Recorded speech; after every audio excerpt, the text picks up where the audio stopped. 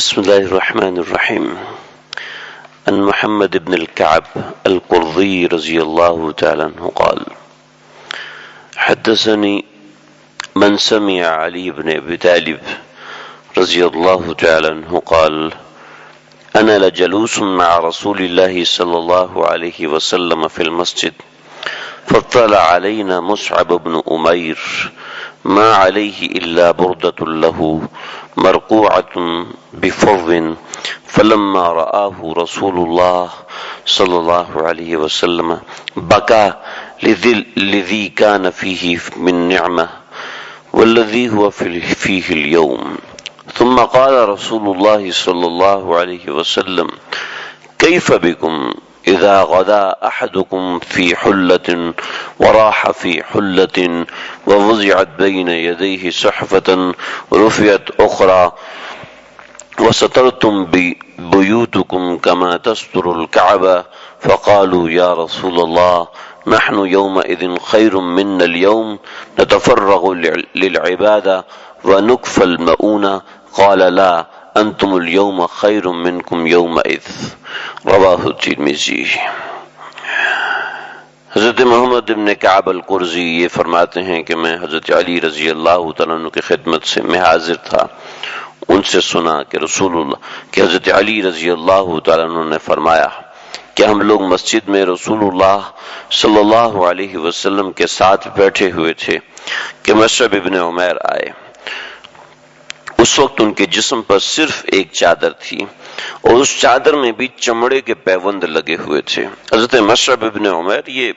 بڑے امیر کبیر آدمی تھے اسلام سے پہلے، اور اتنے امیر کبیر تھے کہ یہ جہاں سے گزرتے تھے تو لوگوں کو پتہ چل جاتا تھا یہاں سے مصعب ابن عمیر گزرا ہے۔ وجہ یہ ہے کہ وہ اتنی زیادہ خوشبو استعمال کرتے تھے، اور خوشبو عرب میں بہت مہنگا سامان تھا،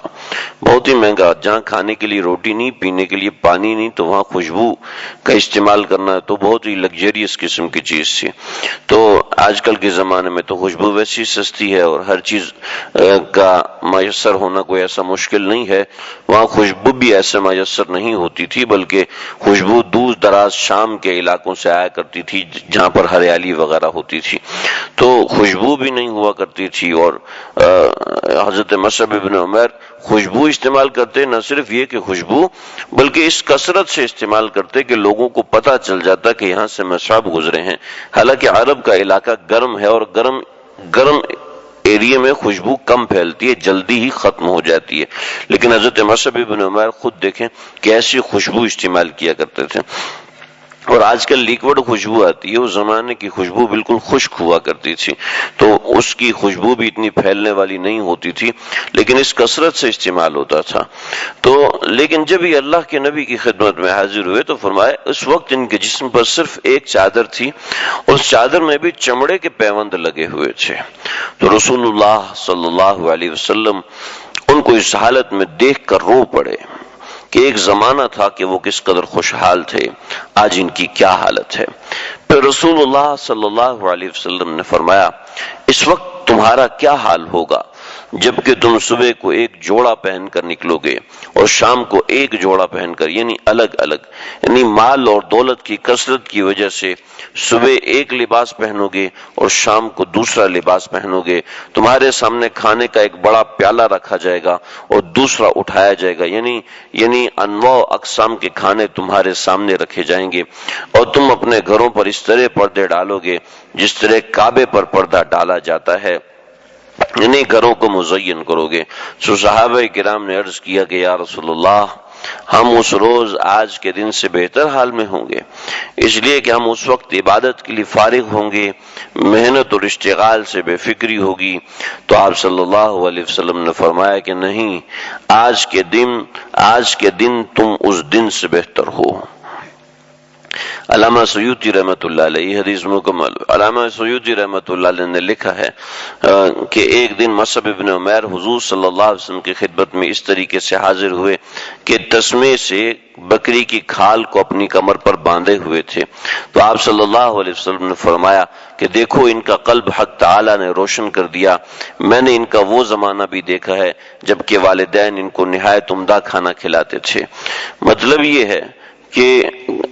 دین اور شریعت پہ عمل کرنے میں کبھی ایسا بھی ہوتا ہے کہ اللہ آزمائشوں سے گزارتے ہیں، اور آزمائشوں سے ایسا گزارتے ہیں کہ کھانے پینے میں بھی تنگی ہونے لگتی ہے، اوڑھنے پہننے میں بھی تنگی ہونے لگتی ہے، لیکن اس دین پر چلنے کی وجہ سے انسان کو اللہ کا تعلق ایسے نصیب ہوتا ہے کہ اس کا قلب روشن ہو جاتا ہے، اور ایسے روشن ہوتا ہے جیسے صحابہ کرام کے لیے اللہ رب العزت نے رضی اللہ عنہم ورضوا عنہ کا لقب دے دیا۔ تو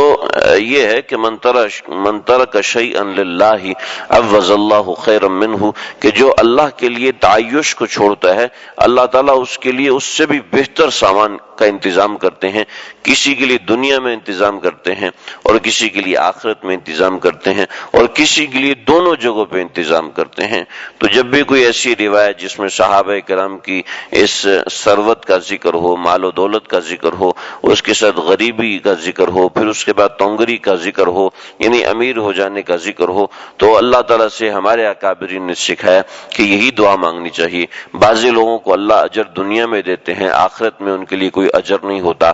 بعضی لوگوں کو اللہ صرف آخرت میں اجر دیتے ہیں، دنیا میں ان کے لیے کوئی اجر نہیں ہوتا، اور بعضی لوگ ایسے ہوتے ہیں کہ جن کے لیے دنیا میں بھی اجر ہوتا ہے، آخرت میں بھی اجر ہوتا ہے۔ تو ہمارے اکابرین نے سکھایا کہ اس وقت یہی دعا مانگنی چاہیے کہ اللہ جی ہمیں دنیا میں بھی عمل کی دولت عطا فرمائیے، اس کا اجر بھی دکھائیے، اور آخرت میں بھی اس کا اجر دکھائیے۔ اللہ سمجھنے کی، عمل کرنے کی توفیق عطا فرمائے۔